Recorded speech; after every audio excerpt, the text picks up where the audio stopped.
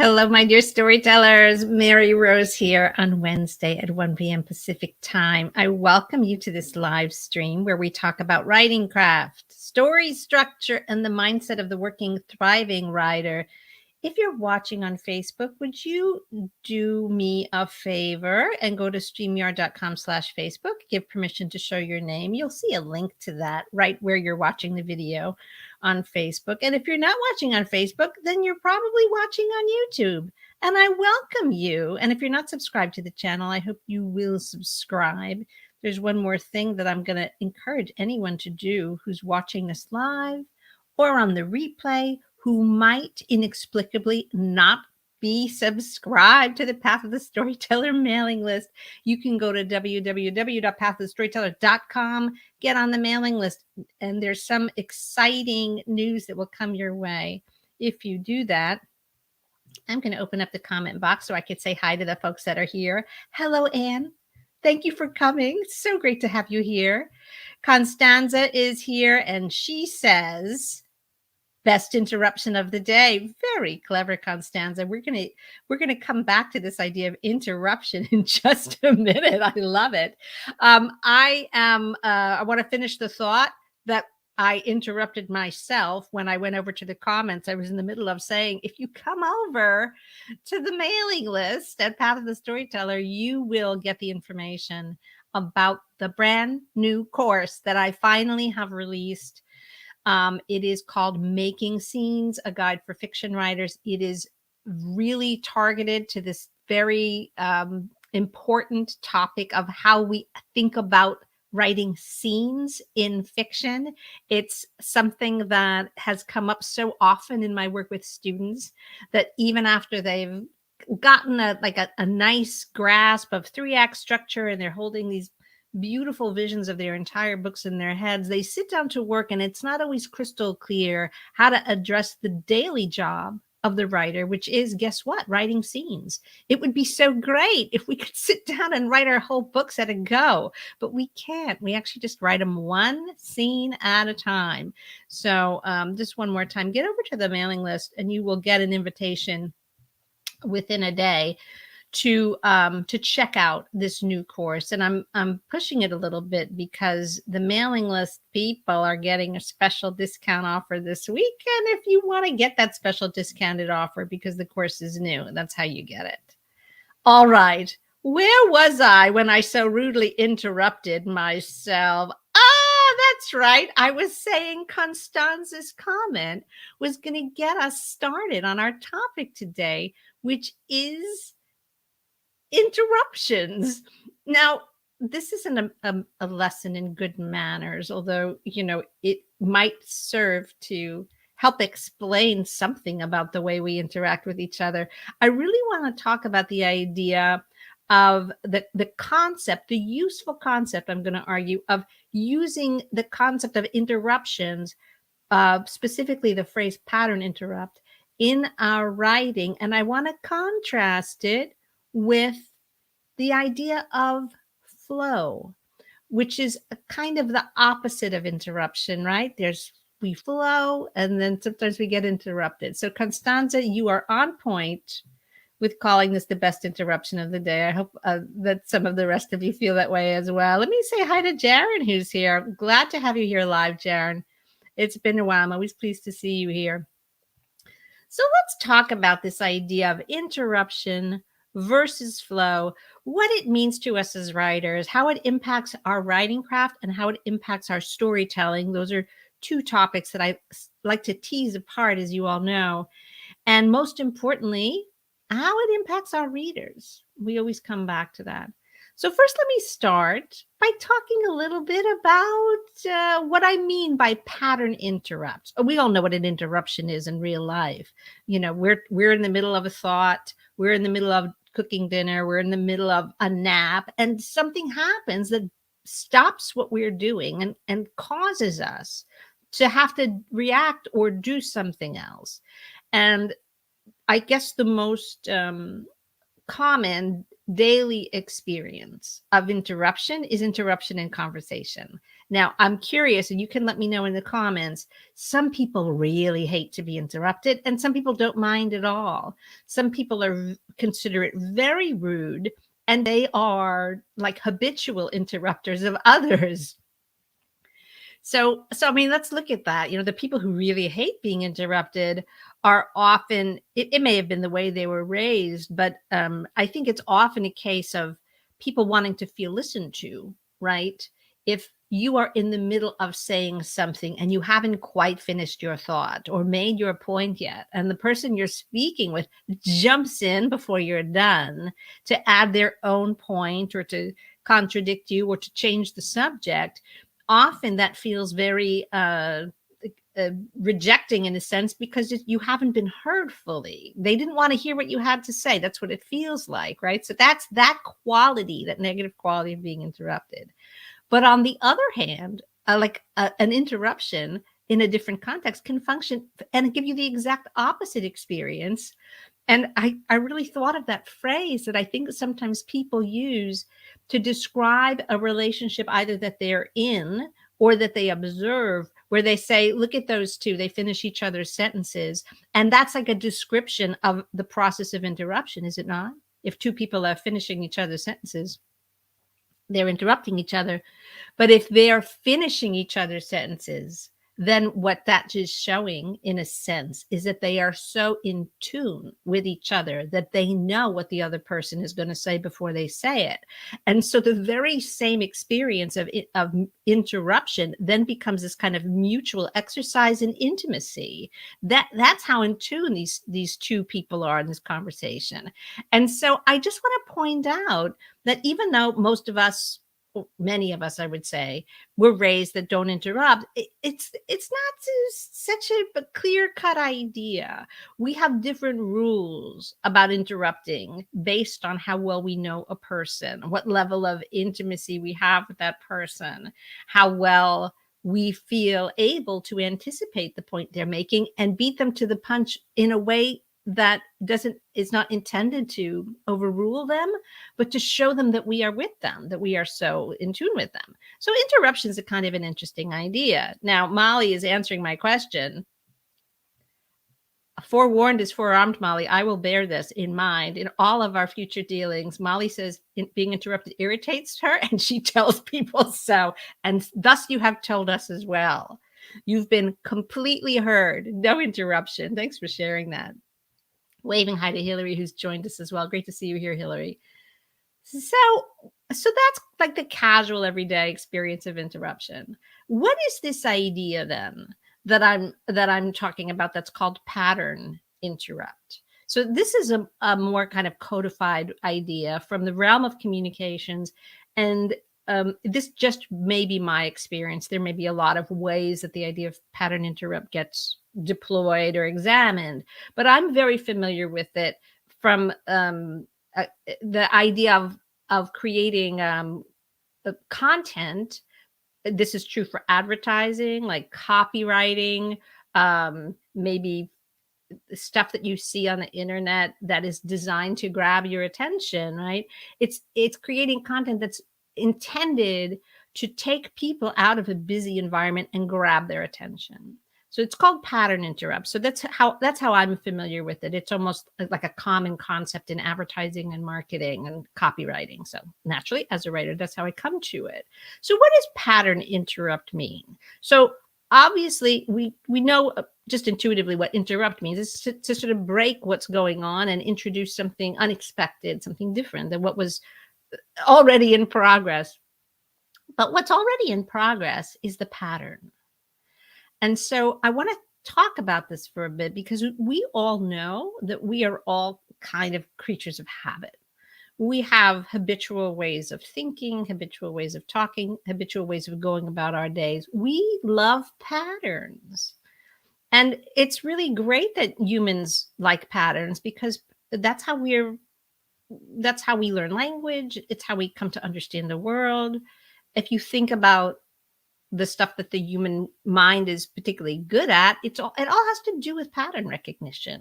We can look at a lot of different pieces of data see a pattern, form a hypothesis. Yay, science, right?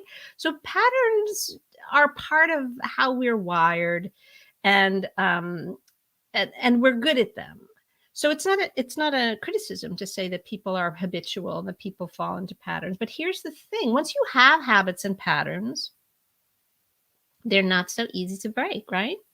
That we get stuck in them, and that can be used for good ends. We can form good habits and really ground our lives in good habits, and if we are mindful about our habits, it can lead to good outcomes. I'm sure many of you know the extremely popular book called Atomic Habits by James Clear. He just kind of sort of runs this idea down for us, where if you look at your habits today and you say, well, these are my habits. If I continue on the way I'm going, where am I going to be in the end of a month, 6 months, a year, 5 years? If it's not where you want to be, there's nothing you can do to change the outcome of 5 years from now, right? You don't have the hot tub time machine, alas, to go in and sort things out in the future, but you can change what you're doing today so that your trajectory of habits and what you do every day is likely to get you to where you want to be. So our daily habits are super important. When we want to get people's attention, it's not just a question of saying, excuse me.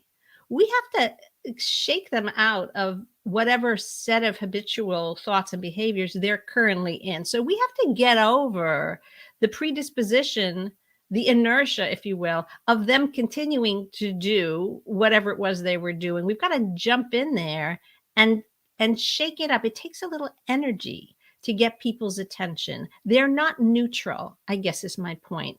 The people whose attention we seek are not like blank slates, empty minds, just waiting for some stimulation from us, right? We've got a story to tell them and they're just there. No, they're actually busy doing whatever it is they habitually do.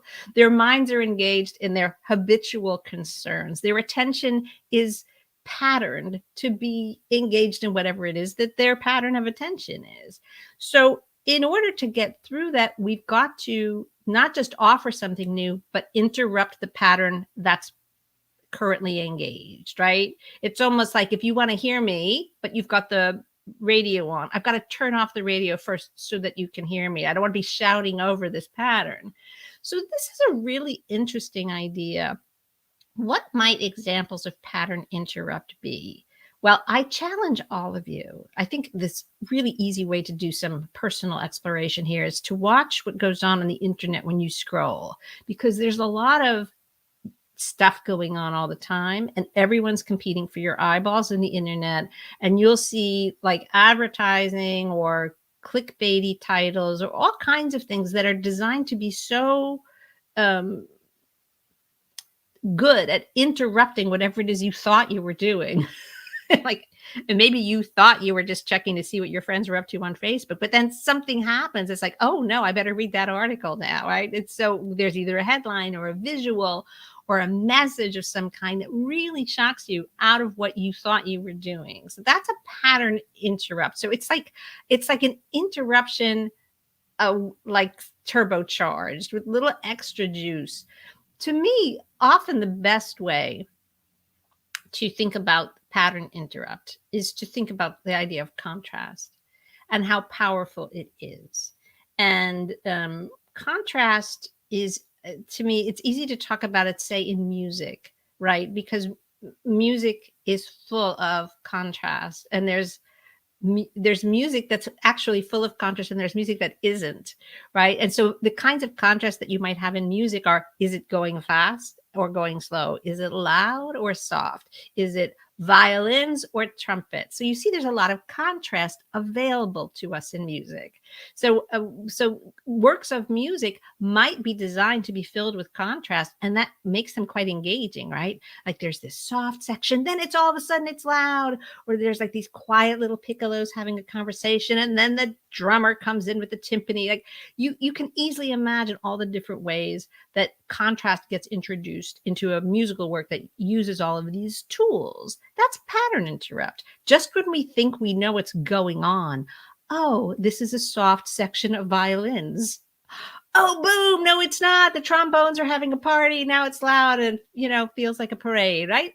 So that engages us again and again. And so that kind of composition with contrast in mind is an artistic example of pattern interrupt. If you don't want to think about internet advertising, which I certainly applaud.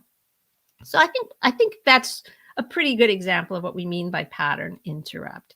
The one thing that I will add about pattern interrupt is that it has consequences beyond just getting the person's attention once. Because we are habitual, when somebody manages to shake us out of whatever our programming was, we're out of it. And once we're out of it, we're not only paying attention to what they want us to be paying attention to, but all of a sudden there's a new state of openness that exists because we're out of our habitual patterns.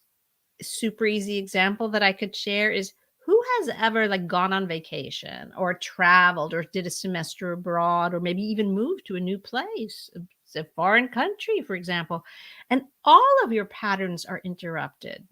Everything about your life, every pattern that you have, all your habitual notions have been interrupted. Everything's changed. Don't you sometimes have a sense of excitement like, oh, well, now I could be anybody? I don't have to follow any of my existing patterns. I can dress differently. I can have a different personality. I can go stay up late and wake up late, even though in my old life I was an early riser. I mean, change begets change. And when we're shaken out of our patterns, it's contagious within ourselves, which is kind of exciting. Now, so that's all about pattern interrupts. And that last phenomenon that I just described, my path of the storyteller students know that we have an archetypal energy that's designed to do that very thing, and it is called the trickster archetype.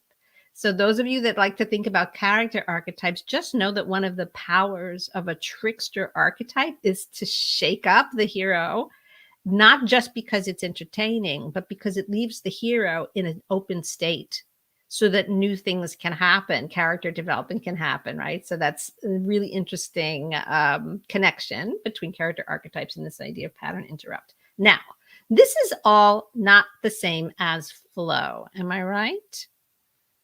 I'm just looking at the comments. Yes, Jaren, you got it. You've got that archetype going. I hope it's something you use in your work, and that it's such a great tool to incorporate into our storytelling.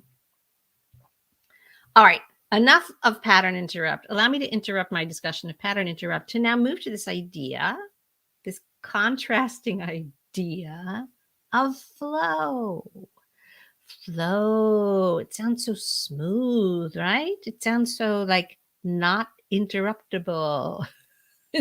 Flow. We're flowing along, and if as long as nobody interrupts us, we can continue flowing. Now, I want to just point out that I'm not making fun of this idea of flow because there's something really powerful. There's some really powerful wisdom inside it. But what I've noticed is that writers very often will use the word flow as they describe either their writing process, which is certainly one thing. We'll talk about that. But they also use it as a way of describing what they're aiming for in their writing, what they hope to accomplish in their writing. And so we'll talk about a draft and they'll say, I want to make it flow better. Or we'll talk about a revision and they'll say, yeah, I changed a bunch of things. And I'll say, well, what were you trying to accomplish? And it didn't flow right. I just wanted it to flow differently. And this fascinates me. I don't teach the word flow. I don't use the word flow when I talk about good writing. And yet I have a lot of students who are really attached to the word flow. So I'm guessing that it's out there somewhere, that somebody has somehow taught whole generations of writers that what we're really seeking is the idea of flow. Now, based on what I just said about pattern interrupt, getting seizing attention, having the power to seize somebody's attention, and not only seize their attention, but create kind of an openness, an open-mindedness, if you will, for experience outside the realm of the everyday for that person. Don't you think that that seems like a state that we would want our readers to be in? We want their attention. We want to get their attention and keep their attention. And we also want their minds to be open. We want them to suspend their disbelief, go along on the narrative journey that we have so carefully prepared for them in our worked over books, our drafted, revised, carefully crafted books. So we want our readers' attention and we want their minds to be open. We want their imaginations to be a little bit loose so that they're willing to go along with the story that we're telling them. Those are qualities that are achieved through pattern interrupt. What quality is achieved through flow? Just want to unpack this word a little bit. Now, I was using music as an image. And the kind of music that flows without pattern interrupt is, I think the term is still used. It's easy listening. It's background music. It's music that's somewhat designed to not get the front of your attention. It's designed to go on pleasantly in the background. Nothing that exciting happens in easy listening music. It doesn't all of a sudden break into a up-tempo brass section. It doesn't give the drummer a solo the way jazz does, right? It's designed to kind of create ambiance. It's mood music. And when I think about this, I wonder if the writers who are really interested in flow are perhaps interested in mood. I don't know. I'm curious what you guys think. But what I do know is that if by focusing on flow, they often iron out the wrinkles of their work. In other words, they take out the pattern interrupt because they've told themselves that flow is the ideal state for good writing. Anything that feels like a pattern interrupt becomes suspicious. It draws attention to itself. It sticks out. And so it's like the nail that sticks out, like those are the ones you hammer down. So what is this problematic idea of flow really telling me? So I really have thought about this a lot. And I think what I have concluded, once again, you tell me if you agree or disagree out there. What I've concluded is that when writers say they want it to flow better, what they're really talking about, I think, is that they want it to feel immersive to the reader. And that's a good thing, right? So let's hope that I'm right about that. So what does it mean for a work of fiction to be immersive to the reader? There's lots of immersive stuff going on right now, right? The people are talking about immersive entertainment and this kind of environmental theater, and you can go walk around inside, impressionist paintings and these elaborate presentations that they're touring the country. So there's a lot of interest in immersion and getting virtual reality headsets on. So that's all interesting ways of exploring the idea of immersion. When something is immersive, we're really in it. We're not distant from it. We're not looking at it. We have been invited into it to experience it directly. That's what it means when something is immersive. We are truly immersed in it. Now, if you think about flow as being immersive, then that's a great thing. And in fact, there's a concept in good fiction writing called the fictional dream. I've talked about it, I think, before on this channel. Certainly my students have heard me talk about it a lot. And that's really what this fictional dream is. It's a way of describing the immersive quality of really, really good writing. When we read something that's written at this level of skill and the story is told at this level of engagement, it doesn't feel like we're reading a book. It feels like we have put on our virtual reality goggles and we've entered the holodeck and we're in it. It's us having this experience. Novelists have talked about this quality of good fiction for a long time. They've been talking about it long before there were traveling exhibits of impressionist paintings, long before there were video games that you could, put on a headset and, feel like you were in it, long before the holodeck or virtual reality. Writers have known about this and they've strived for it. And how do they strive for it? They strive for it by understanding the techniques of writing craft and storytelling that create an immersive experience for the reader. And they also strive for it by identifying the mistakes, if you will, the errors of writing craft and story structure that push the reader out of the immersive experience. So if we're going to use the idea of the fictional dream, we can say it wakes them up from the fictional dream. So I think that when writers talk about flow, they're really talking about this idea of the fictional dream. So here's the conundrum. I have been leading you someplace in this talk, as this talk has flowed from one idea to the other. This is where I'm leading you. Doesn't the idea of waking someone up from the fictional dream feel like a pattern interrupt?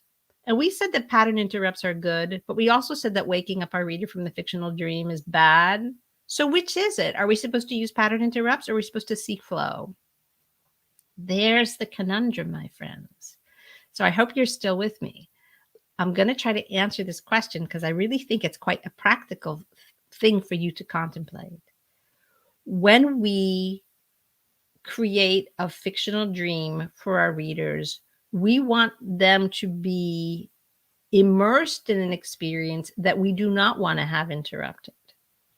And so what we want to create is a set of engaging patterns of experience for them that are so compelling that the other things in their experience that want to pattern interrupt them sitting down reading our book are not going to be sufficient to drag them out again.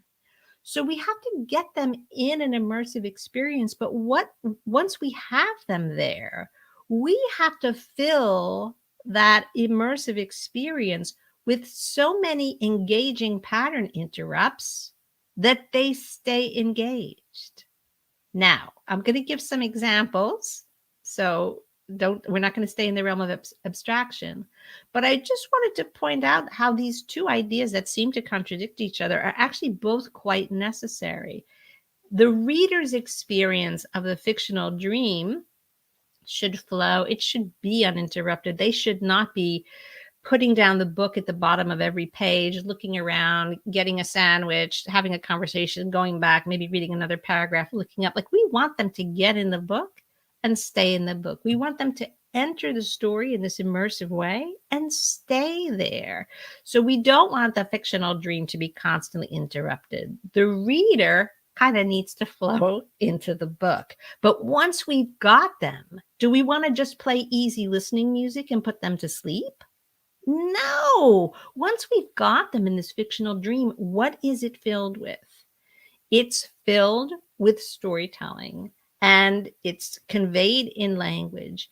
And that is where we can and should, I will argue, make constant strategic use of pattern interrupts. How do we do this? We've got two things to talk about as ever. We've got writing craft and we've got storytelling. You know which one I think is more important, storytelling. So let me deal with writing craft first. When we can play with pattern interrupt in our writing craft, it's really quite visible on the page sometimes. Writers who think that the goal is flow for what's happening on the page will sometimes write stuff in which you can almost see at a distance, like every paragraph is the same length. You could just flip the pages and say, oh, every paragraph is the same length. Look at that. Never changes. All the sentences might be the same length. Sentence after sentence might use the same rhythm, might have the same structure. They might all start with a certain kind of clause and then explain themselves. And again, and then explain themselves. Or perhaps there's lots of dialogue and there's very little scene information, what's going on in the scene woven into the dialogue. So we'll have, pages of paragraphs that are all the same length, and then we'll have pages that are just dialogue, and the storytelling just sort of abandoned ship completely to just dialogue. Now, I'm not saying that any one of these things is inherently wrong. I'm saying that these are red flags, that there's not enough variety on the page. If we always use the same sorts of words, if we've got a pretty consistent philosophy about what kind of words we find interesting, if we only ever use, romance language words, if we describe everything in the same kind of, perhaps flowery language, we never trust ourselves to just write something really blunt, use one syllable words, stick in a simple declarative sentence, right? Then we've got our own pattern. We've let our own pattern run the show. And so seeking pattern interrupt in language is simply a question of recognizing what the pattern is and mix it up.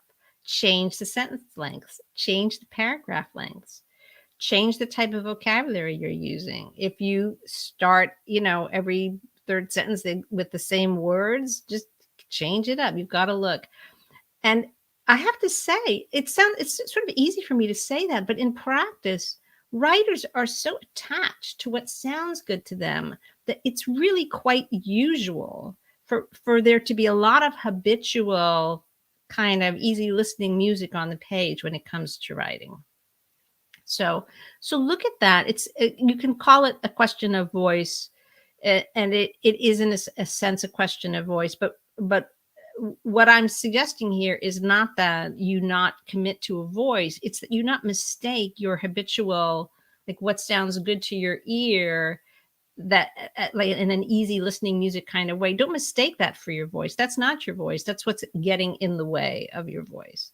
If there's easy listening music playing in the mall or the supermarket or whatever, we actually can't hear what's going on. It's sort of designed to muffle the sounds. And so that kind of writing that's just not consciously trying to mix things up is muffling the sound of your voice. All right, enough said about that.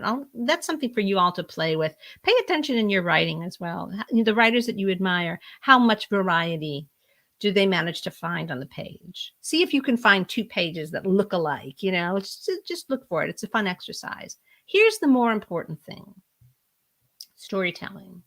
How do we make use of pattern interrupt in our storytelling? Well, it's one thing to say, well, unexpected things should happen. I mean, presumably, yes, it's all unexpected. It's a work of fiction. The reader's reading it for the first time. It's unexpected. But it's not just that, is it?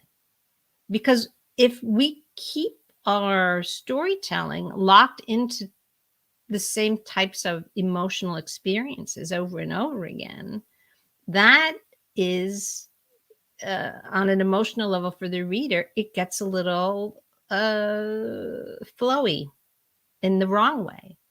We got them into the story, by providing something with a clear mission, high stakes, and writing that's at a craft level that's filled with sensory detail and is not making all the mistakes that tend to wake the reader up. It's clear. It's not confusing the reader. All the things that we've talked about, all the things I teach at Path of the Storyteller and that we talk about a lot in these live streams. But we don't want to create the same emotional experience in storytelling over and over again, because that is boring. Immersive is not the same as boring. Now, because I've just spent a long time crafting a course in how to write scenes, I really had some extra impetus to think about this. And some folks that I've spoken to, have sort of confessed that the whole idea of chopping their work up into scenes, or to think of their work in scenes, one of the things that makes it challenging is because to them, it actually breaks up the quote unquote flow of the storytelling. Here's what I want you to consider. A good story has it's not like a straight line, right? And it's not even a a diagonal line that goes up or a diagonal line that goes down. Like if you were charting the emotional fluctuations of the storytelling, a really well-told story, the type that really engages readers, is a wave. It oscillates, right? I'm just watching my finger. I don't have a graphic for you, but it goes up and down, up and down, up and down. And so what you have is a range of emotional experiences. You have positive emotional experiences, you have negative emotional experiences. You have moments of great tension, and you have moments of release. Now, that is a general rule of thumb for storytelling. We can break that down in a much more nuanced way if we start to really talk about the types of scenes that make up a good story. Talking about the types of scenes that make up a good story is one of the things we dive in deep in the Path of the Storyteller program, because we look at the stages of the hero's journey, and we look at how a hero starts in an unsustainable situation. So that's like a low emotional state. Then something happens to disrupt it. That could be kind of exciting, right? Then, then if some kind of challenge happens, then there's aid from a mentor. Then there's refusal because the hero's doesn't feel capable. And then there's, things happen that make them accept a call. So even just talking about just a few of these ideas of the types of scenes that good storytelling include, you can see that they have different emotional content. From the reader's perspective, they are on a roller coaster, literally an emotional roller coaster. It is going up and down, up and down. There's constant emotional movement in a well-told story. The way that we accomplish this is by looking at the scenes of our story as like these units of storytelling that deliver this particular experience to the reader. It's incremental, right? It's sectioned off in a sense. Does each scene lead inevitably to the next? Absolutely, that they should. And that's one of the things that I go over in a lot of detail in the new course about making scenes. But the scenes do not replicate each other. We don't need 10 scenes in a row where the hero has the same emotional experience. And that puts us in a state of the kind of flow that's negative, that's just boring, that just starts to feel like easy listening music. It's very easy for a reader, no matter how immersive the language might be, how much packed with sensory detail it might be, how well crafted it might be, if the story is just in that easy listening state and it's the same emotional content over and over again, it's very easy for something more interesting to interrupt that kind of boring pattern and grab them and drag them out of our book to do something that's going to entertain them more. So I really want you to think about this idea of emotional oscillation in your storytelling. There are always ways to find emotional variety in your storytelling, because your hero is going through an experience. And even in the depths of a very difficult experience, which any story is bound to spend a lot of time challenging the hero, right? That's what stories are for. Even in that context, there are going to be moments of triumph, moments of rest and regrouping. There will be a second act full of a lot of tests that challenge your hero again and again as they strive to pursue their mission. But all of those tests are not going to have the same outcome. Some of them will be defeats, some of them will be victories, and some of them might be a kind of a stalemate in which something good happens and maybe something not so good happens. So we have to think of these things as individual scenes that deliver a particular outcome. But here's the thing, they're not random and they're not disconnected. So this might also be what some of the writers who use the word flow are seeking, is that they're not perhaps convinced that each scene in their book leads inevitably to the next. They may not have sorted out how to make one thing cause the next thing to happen. And so when they say flow, what they're really talking about is causality. That's a word that I use a lot in the Making Scenes course. It's one of the ideas that I explore a lot. It's causality. One thing happens as a consequence of what just happened. Now, if you can learn to write a wide variety of emotional experiences in a book and keep the emotional journey of the reader like oscillating positive to negative, positive to negative. And if you can do the additional desired trick of making sure that the oscillations like get more extreme, the amplitude, if you want to get all sciencey about it, increases. So we start with little oscillations, but then they continue to get bigger. So the highs are higher and the lows are lower. I'm sure you can imagine this. That's good storytelling. No reader is going to be able to resist a story that gives them that experience, the roller coaster of emotions, positive and negative, that continues to gain in amplitude, emotional intensity, if you will, the longer it goes. Now, talk about pattern interrupt. That's literally what you're seeking.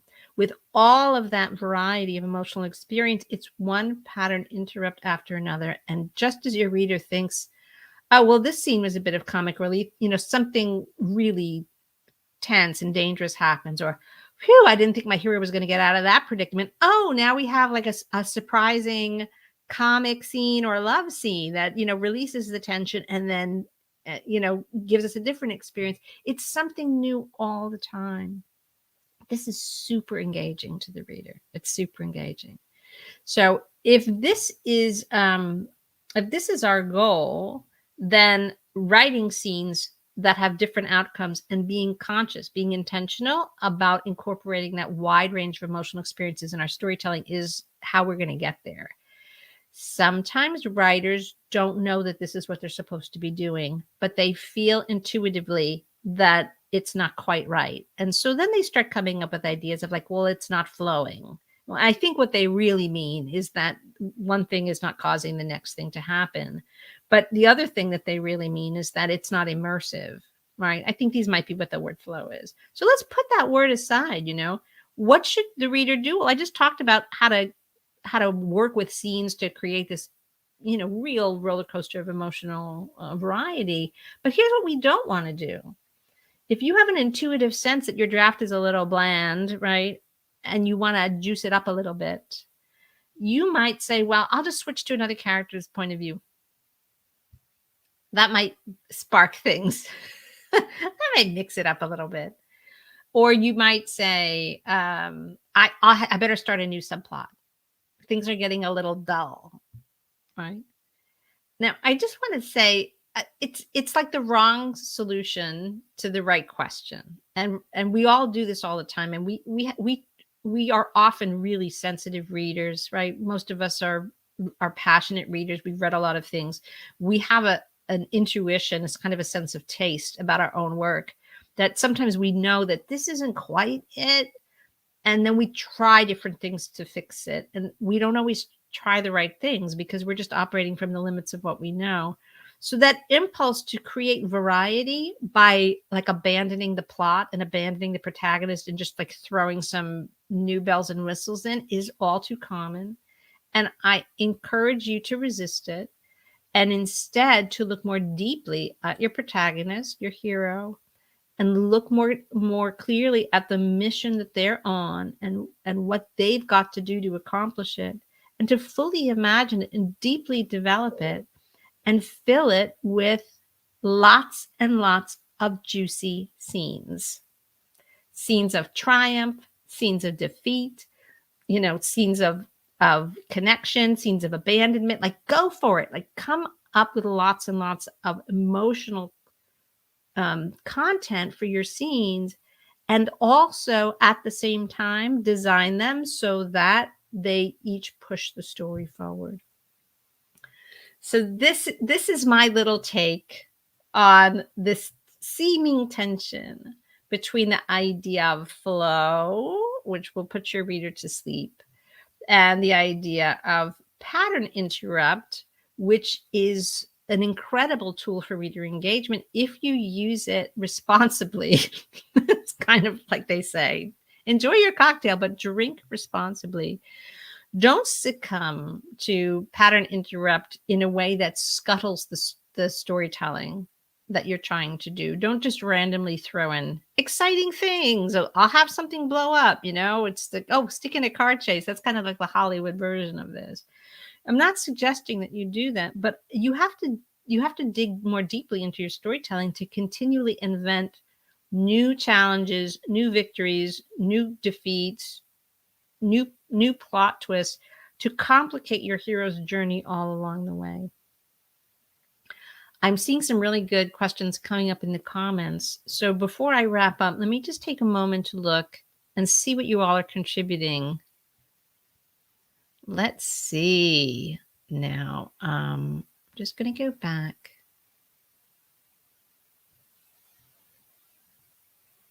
Let's just go. Well, Cynthia has an interesting question or comment to offer, which is a completely different use of the word flow. And that is in the writer's process. And Cynthia offers here, when it flows, it doesn't feel like work. Now, there's a lot of stuff written about what has been called the flow state, which is something that I think most creative people know, which is there are times when the work just comes. As writers, we want our work to flow. As writers, we want our work to flow, and then it doesn't feel like work. And those are good days. But I have to tell you something, Cynthia, I'm really glad you brought this up. At the end of it all, we'll have completed books, and maybe 20% of them were written while we were in the flow state, and 80% of them were written when we just were disciplined and slogged our way to the desk and put our butts in the writing chair and worked for a bit. And when the book is all done and people read it, they will not be able to tell which parts of it were written when the writer was having a good day and which parts of it were written when the writer was pulling out her teeth. And this is true.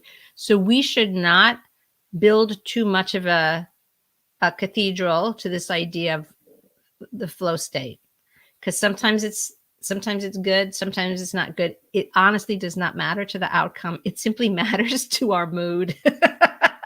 And our mood is irrelevant to the reader. They're not going to ever know. So I'm really glad. Constanza has a great example here too about flow music, and uses the example of a lullaby. That's so perfect, Constanza. Like, a lullaby is actually designed to put somebody to sleep.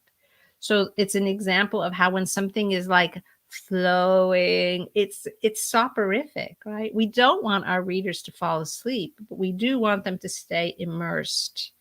Two very different things. Anne has a question or a comment here.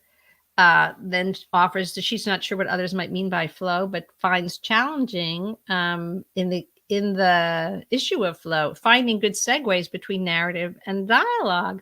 So there's some writing craft concern here, and I guess some writers would consider this flow, is that where does pattern interrupt stop and being abrupt or unclear begin? So it's a very good thing to examine, and it's sort of beyond the scope of what we have time to look at today. But pattern interrupt is a change up of emotional state or of storytelling. You could think about settings, you could think about changing up characters, all kinds of ways to change stuff up, but it doesn't take away the responsibility of the writer to use the kind of good writing craft that makes sure that the reader is never confused about what's going on the page. That's how the immersive quality is protected. So switching back and forth between scene and summary, between dialogue, narrative and dialogue, there's lots of writing craft, that can help you out with that. We'll continue to talk about all of these things. And Anne also shares that she's excited about the idea of writing scene by scene, which breaks down an otherwise gigantic task into bite-sized bits. Life works better that way too. I am finding truer words were never spoken, Anne. This is such wisdom. Wisdom from Anne. I hope everybody's hearing this. Break it down into chunks. Most of the really important things we do in our lives cannot be done in a single gulp. I mean, they sort of require us to embrace postponing the gratification of completion and just tending to the day's portion of what needs to be done. So that's some good stuff. And Constanza, I love a good musical image. So we have to write a symphony, then a lullaby. We have to write both. That's exactly right. That's exactly right. We have to, in a sense, and I know this is, you're using a fun image, but we have to bring the readers in with all of the techniques of writing immersive fiction and then keep them engaged by really good storytelling that makes use of strategic pattern interrupts, particularly on the emotional level. Let's just see. And Hillary, as ever, a really specific and astute question. So Hillary asks, is it still important to mix wins in the losses in the first act when the invitation to adventure is being rejected? Well, Hillary, you know, I would say in a first act, so much happens in a first act that there's going to be continual pattern interruption, right? Because one of the hallmarks of a first act is that we meet a hero in a world that cannot sustain, cannot last. And before very long, that world is going to topple. So we're going to see, there's going to be a lot going on, right? And then as some invitation to adventure is going to come, and that's going to change the hero's emotional state again. And they will quite likely either personally refuse or their environment will cause the invitation to be refused. And then there's going to be a meeting with a mentor. So you see that it's like, oh, good, there's an adventure. Oh, no, I can't go on it because, oh, but now I have a mentor. Oh, I've been encouraged. Like there's a natural oscillation of emotional content in a first act. First acts are action-packed and they go really quickly. So it is absolutely important to let the full amplitude, if you will, of what your hero's emotions might be play out on the page. It does not have to be just a relentless slog. So much happens. So much happens in the first act. Some of it is bound to be exciting, right? Some of it's bound to be exciting. And I mean exciting to the character. It's like some of it's bound to have a kind of a positive or at least invite curiosity. You know, even poor Dorothy Gale, unhappy in Kansas, swept up in a tornado, lands in Oz, and it's like, wow, this place is interesting. I mean, come on, it's very interesting when things like that happen. So we can include all of those possible emotional things.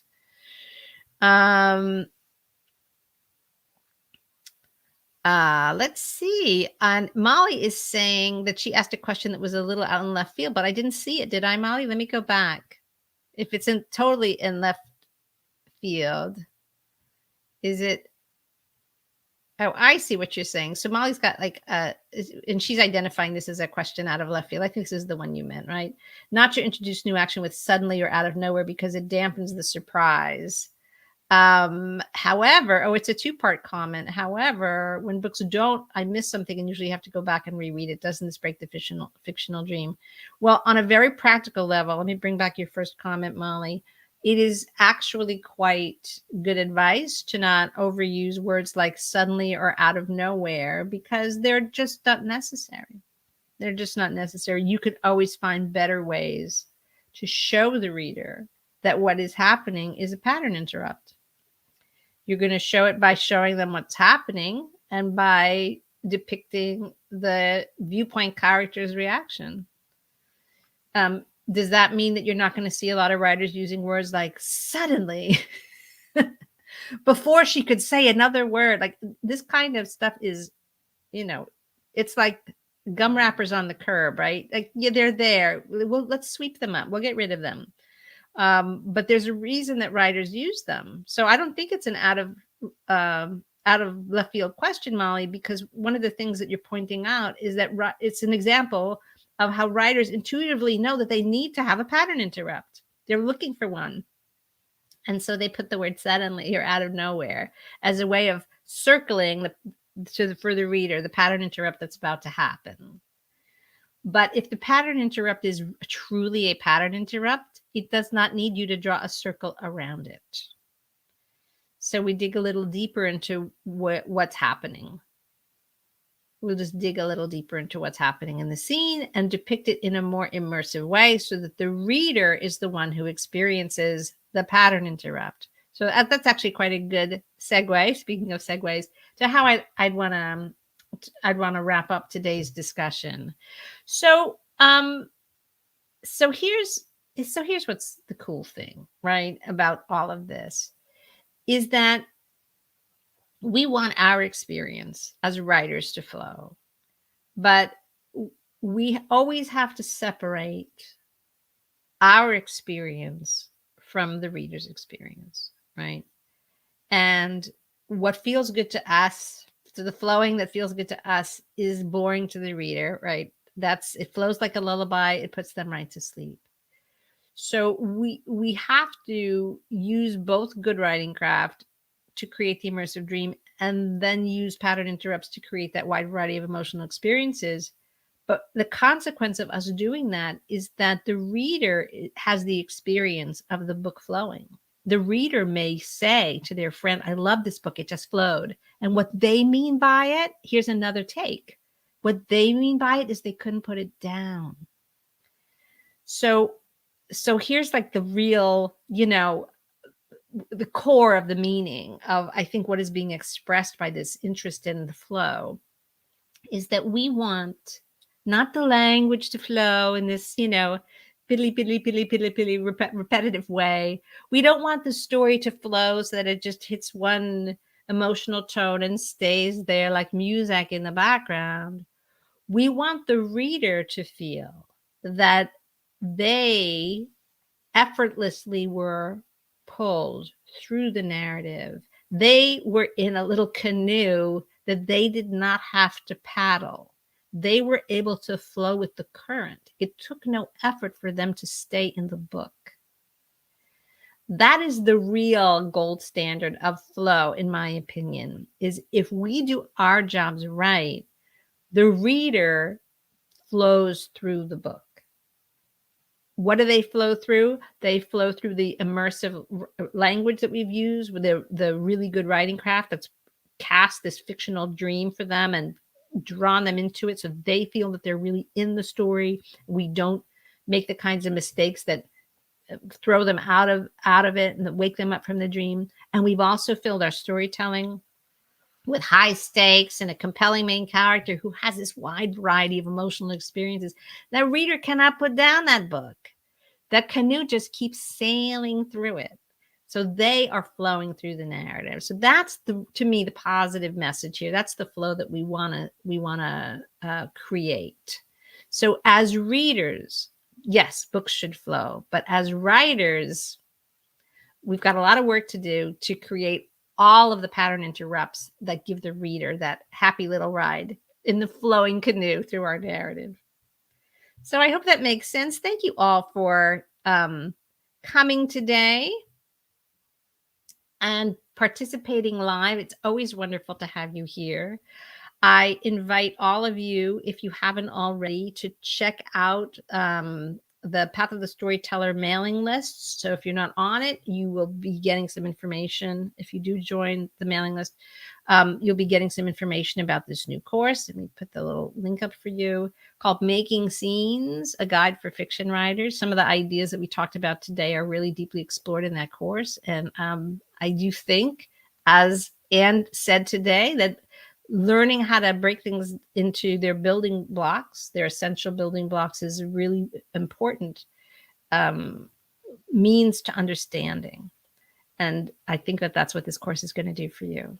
So thank you all for coming today. I hope you have a really good writing week between now and the next time we are together. I hope that you're paying attention if you're out in public spaces that are using background music.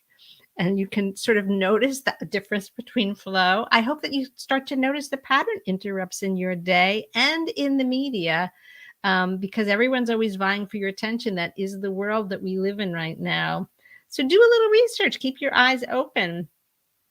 Let this be a little call to adventure for you, a little trickster energy to break you out of your habitual ways of looking at the world and maybe create a more open view so you can see things in a way that you haven't seen them before. I look forward to seeing you again next week. As always, if you have a question, if you're watching the replay and you'd like to leave comments, just leave them below. I see them all and I answer to them. I always love to hear what you think. If there's something you want me to talk about in a future live stream, just let me know. I love your suggestions. They're always great. All right. I'll see you next week. Until then, happy writing.